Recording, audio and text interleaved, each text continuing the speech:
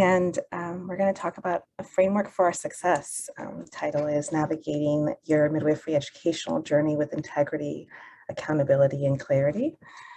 I'm going to go ahead and go to the next slide here. And so basically the conversation is going to center around, I'll introduce myself, and then grounding our journey and framework for success, and ending with centering our well-being along the way. And so I just want to introduce myself formally. My name is Ismara Gabre, and I am first generation on both sides of my family. So my father is a refugee from Eritrea, Ismara, and my mother is from Mexico. Querétaro, Michoacán is where she was raised, but was born in the city. Very much an important part of who I am and how I'm present in the work that I do today. On the left is a picture of me when I was pregnant with my son. I had at that time not been in high school anymore. And so I think my pregnancy is just so, or was just grounding for me and what my future was going to hold. And it just brought so much clarity to what like being alive meant and what creating a path for the life I had created would look like. So it's like an important point in my life that I'd love to share about. And it motivated me to go back to high school. And then on the right-hand side is Devin, now this year at age 15. And then my other little babies are below, which is the BIPOC Aspiring Midwives program. So I founded and direct that program that's supporting individuals who identify as Black, Indigenous, or persons of color on their journey to accessing midwifery education, regardless of path, through shadowing, mentorship, and community building. The program has had a pause since January until July, and it will get restarted then. So I'm really excited about that. And then Midwifery Mentorship and Belonging, which is a co-shared baby between Kim Dow and myself, in how to support that bridge from like aspiring midwives being supported to then midwifery students who would identify as Black, Indigenous, or person of color being supported on their journey, and has expanded to also include, give me a second, sorry. I'm gonna pause.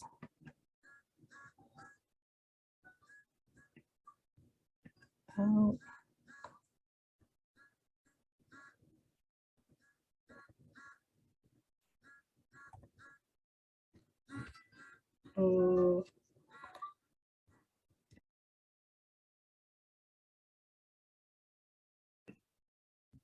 And folks, for situational awareness, Ismara is at work and had mentioned that there had been an emergency earlier that had been handled, but there could be potential for some interruption. So just for a heads up. Sorry, y'all.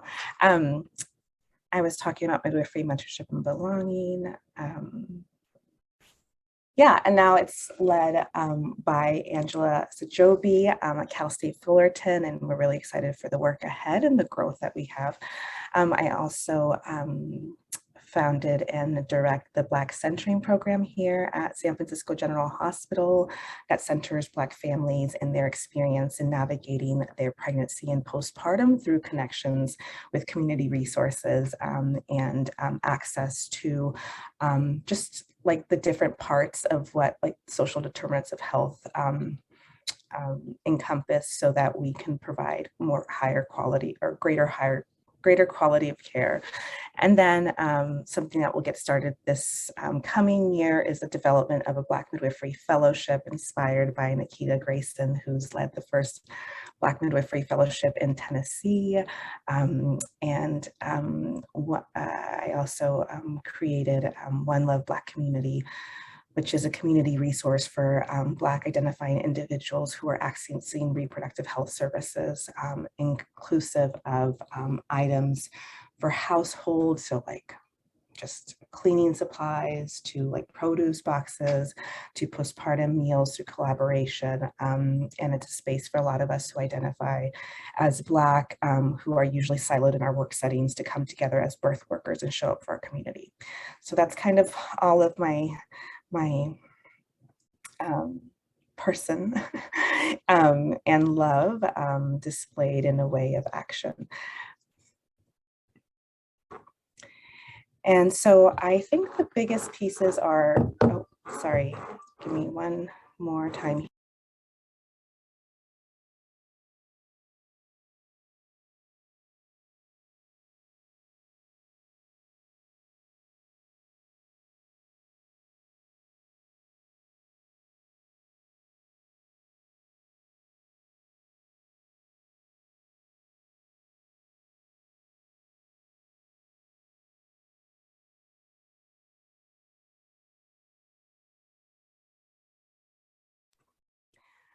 Sorry, once again.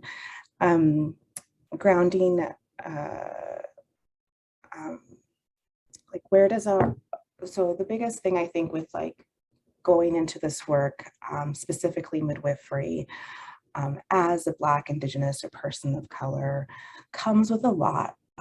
We hold a lot on the journeys we've personally walked on and navigated, which also carries the weight of those before us in our own lineage, in our immediate families. And then there's like the ancestral, like just abundance of joy, but also so much sacrifice and grief and loss, specifically in this country. So navigating all of that to do the work that's inherently our birthright only through the lens of institutions and people in positions of power that dictate what we can or can't do in all steps of the journey. And there's that reality with great intensity, simultaneously occurring as we're like bubbling with joy and like excitement to like get out there and show up for how like we can for our community. And for me, I really found midwifery to be a calling. Like as I shared a little bit about my history along that journey from like my father being incarcerated 3 days before I was born and being in prison my whole life, to like CPS, because like language barriers in my home for my mom, like CPS getting involved, and how drugs and like wrote like the Reagan administration impacted like the success of my household is really hard as well. And I'm sure we all have very different and important and grounding reasons for why we're stepping in this direction. And just to continue that thought process, as I also shared, like my pregnancy was a super important time in my life in grounding. And that journey I navigated from pregnancy, at the time I was unhoused, to going back to high school, to going to junior college at community school, to then going and transferring to nursing school, to then going to grad school, and then finally working with the community I was hoping to serve, is quite the journey. And so how do we connect like our previous, like all that comes before us, all that's happened to us, to all that we will do in the future? And for me, it comes down to three things. It's my integrity, how I align my values and my worldviews and my philosophy of my existence to that of the energy I'm pushing out into the world as I'm doing work, to accountability, making sure that I'm accountable for those morals and values and the way I'm stepping each day on my path and my journey, so that I can be successful, but also be present and provide care in a safe way for the humans that deserve that. And then clarity. So being extensively clear of where I am today so that I can map out what tomorrow may hold. May not hold, but it may. And so it's worth investing time and having some understanding of that realm so that when we have the opportunities to step into that future, we are ready because we've thought about what that possibly could look like. And that's, to me, investment in ourselves, which is ultimately, I think, the most important piece as we navigate this journey of midwifery education, this journey of reproductive justice, this journey of showing up, this journey of being who we need, right? I think it takes this piece from each and every one of us to have integrity, to hold accountability and be clear about what we're here to do. And in having that sense of grounding, no matter where you step into, even if it is practicing and learning in one way in a different country to being here at an institution, all of these different settings and places will have the different frameworks and how to access a level of education that would help us succeed to care for our communities. And yes, that should be on our journey plan, all of what they've prescribed for us. And I'm hoping that this conversation will lead to what's the other part of that? What's the framework? What's the process? What's the guidebook that you hold to yourself accountable for, that you hold your midwifery practice to its highest standard, not because an institution tells you, not because someone else is doing it, not because I only want to get here for these reasons. It's literally because this is who I am and this is how I'm showing up for the work that I'm going to do and how I'm going to show up for the communities I'm going to care for. And there's this beautiful piece of coming into this work as Black, Indigenous, and folks of color, where we are serving our communities, we are serving ourselves. And so how does that look like when we show up to a doctor visit, when we show up to a midwifery visit, when we show up to access healthcare? In those moments when someone looks at us differently, in those moments when our questions aren't answered, in those moments when our voices are silenced, if we were to step into those individuals' shoes who are leading that care, how would we behave differently? And I often think about that when I think about the investment in our education. And so as we're navigating systems that are not built for us, as we're navigating systems that are challenging disproportionately to us, it is important to acknowledge that, create a system to surpass that, but still hold the piece of how we're going to make sure to learn the pearls of this career path so that we can be present in ways where we're not fumbling to look at our notes to provide care, or we're not fumbling because we're not sure where our resources are. That has to be in order so that when we show up in that moment, we can make the eye contact. We can show up in the way that individual needs us, and we can actually be present in the way we show up for our community, which is the difference that it's going to take to make the changes that we need to see. And so I think collectively as a framework, there are really basic pieces that are so essential to getting on this journey with the right foot, to staying on this journey with the right foot. And sorry, let me go back a little bit. The clarity piece, for those of you who have accessed education through an institution, one of the things that we work a lot in BIPOC aspiring midwives with those who are applying to a midwifery education program is your mission statement, your background statement. And I always joke around these are the demands of the institution, but that should be our rock bottom, right? So let's clearly define what our background is. Let's clearly demonstrate what our intentions are. Let's clearly articulate why we're here and we belong here. And then that's going to be your first draft to the work ahead. And so every time you're in the educational journey, go back and pull those documents up, update them.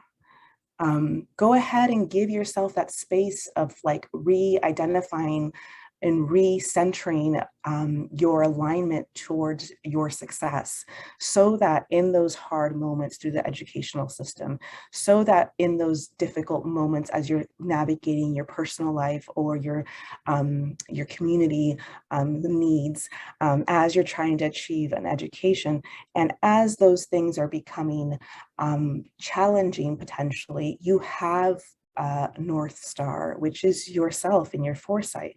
And so I think utilizing those documents, it sounds maybe really silly, but it's so important as we're navigating this journey and updating them. Like by the end of your education, you should have potentially like your 12th draft in order, where it's very clearly articulated where you're going, and it's your framework and how you're going to navigate this journey. And you can see your own growth, which is a beautiful thing.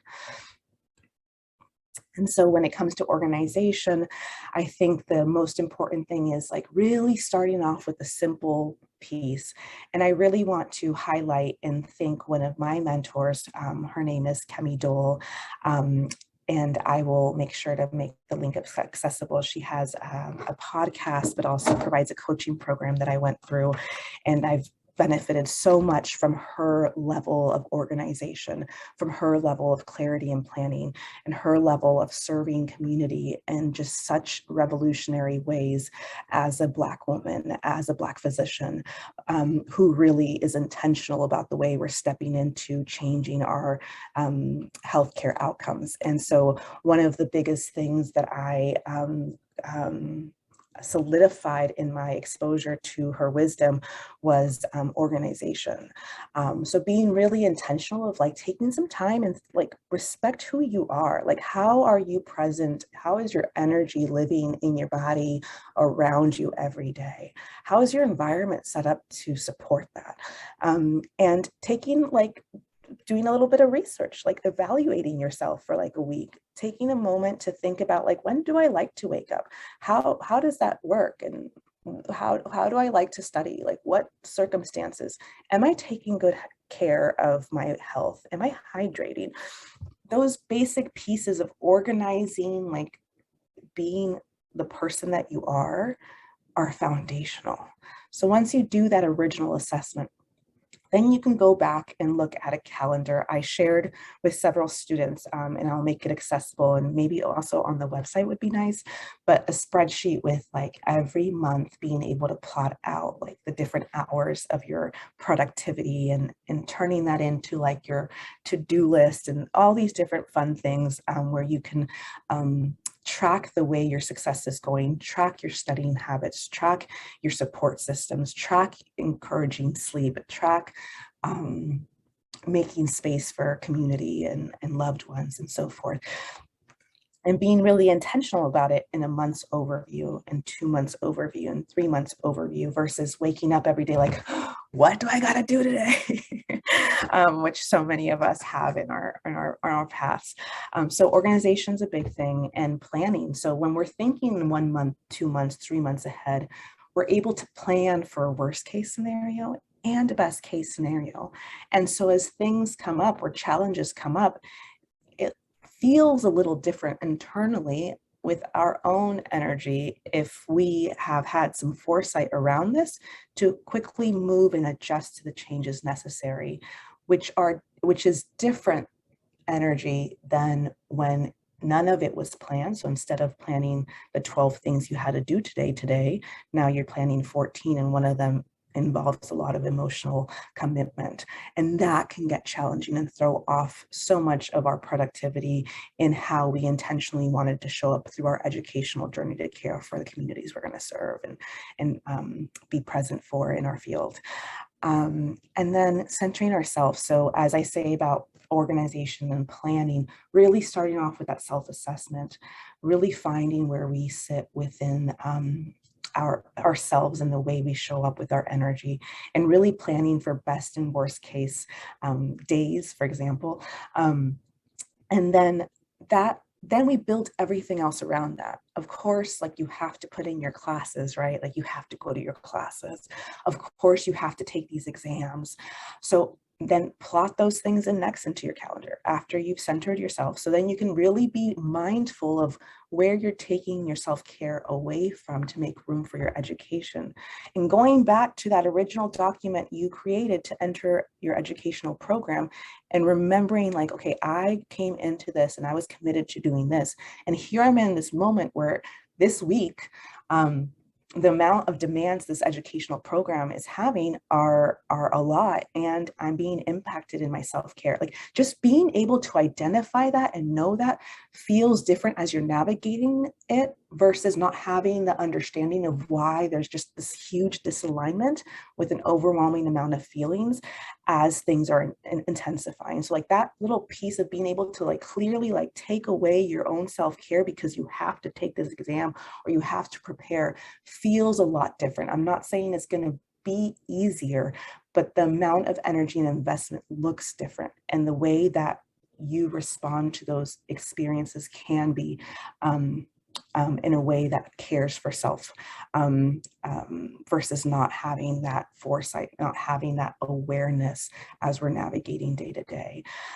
And so that's really important because that's, you're being intentional about understanding what meets your needs first, and when you're willing to take a step back to, because you're having different priorities in these next 2 years, in these next 3 years, but also being aware of like, how do I now, I've removed from my calendar these 3 practices I usually do a week that really ground me. I'm going to be extra sensitive with myself and talk to my partner, talk to my children about like, y'all, on Saturday, I know y'all like to go to the park, but on Saturday, I'm going to take a walk by myself.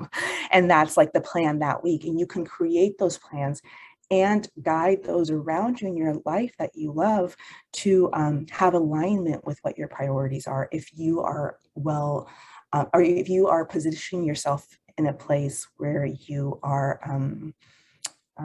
in clarity about that, you can support those who are supporting you in understanding that. So in those moments, it can just be a redirection. Like, remember, this week I have this, and a friend or a loved one can be like, oh yeah, oh yeah. And then you can even be intentional about the way your friends show up or your loved ones. For example, like, you know, at the end of the month, you have this heavy week.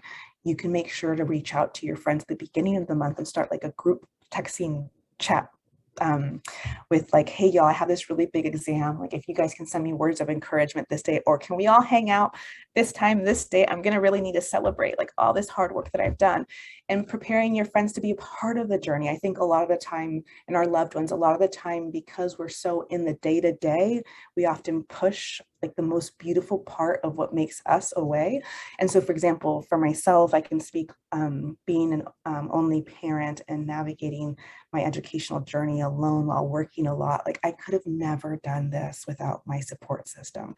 And so that's been something that's so important to me along, even now as my career, my work, constantly creating spaces and having clear boundaries within my work life and my different career settings, so that I have room for those that I love, and I make room to communicate with them and how to show up for me and get my needs met, and learning what are things for like, what are pieces around my friends and family that are important to them, so I can show up when they need me, and it can be a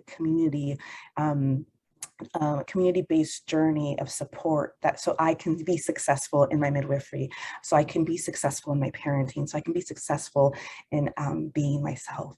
And then rest. I think oftentimes I am huge on this.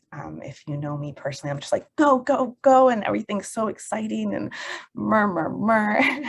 But it's so important to build in rest. And oftentimes, if I'm struggling with that, I really try to go back to like ground zero. So starting off with like, okay, let me reset myself. Did my pattern of like where I'm most active or where I rest change? Should I rethink about how I structure my time?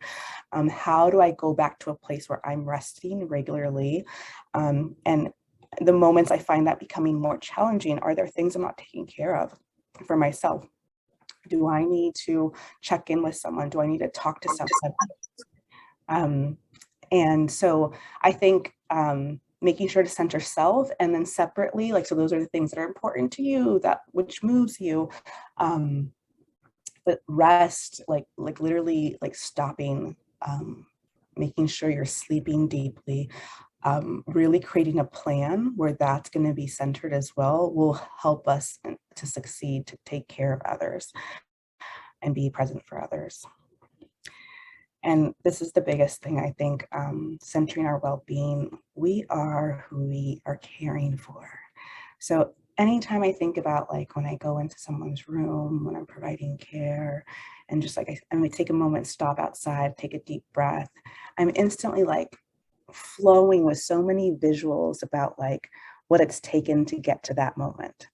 And I love that practice because it reminds me like I belong here and I'm going to show up in such a unique way for this individual that is deserving of excellent care, that's deserving of the energy I'm going to bring into this space that's just created for this person and their loved ones.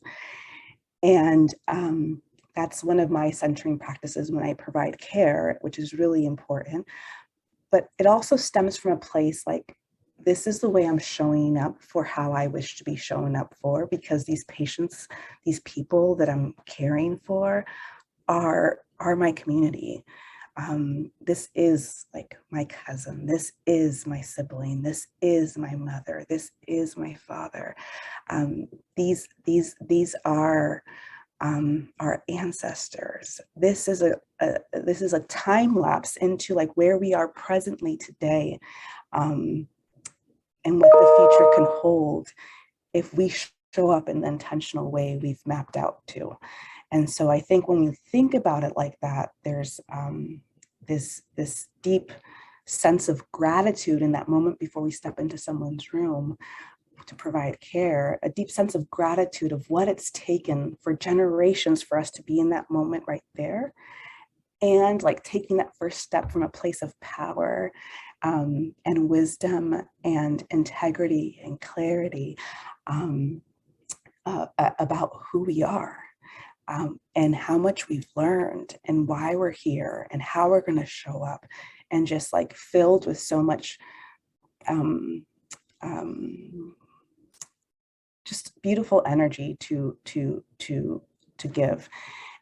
So if we're intentional about the way we show up for ourselves along this journey, then we can be intentional for the way we show up for others. And the last piece is this movement includes us, and it starts with each one of us. And if we each do our little part of just framing ourselves from that place, our journeys will look different. Of course, we can't initially change so many things that need to be changed.